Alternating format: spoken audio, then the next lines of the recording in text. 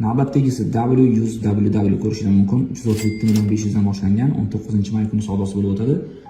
Auksion endi yo'q, chunki 1-oktyabrdan chiroyli avtoraqamlarni sotib olish xizmati ishga tushdi. Bu Vazirlar Mahkamasining 4-sentyabrdagi 562-sonli qaroriga asosan amalga oshirilmoqda. Bungacha chiroyli avtoraqamlar O'zbekiston tovar xomashyo birjasi platformasidagi auksionlar orqali sotilar edi. Endi bunday raqamlarni auksionda qatnashmay xarid qilish mumkin. Hozirda xizmatdan Safe Road yo'l harakati xavfsizlik xizmati ilovasi orqali foydalanish mumkin.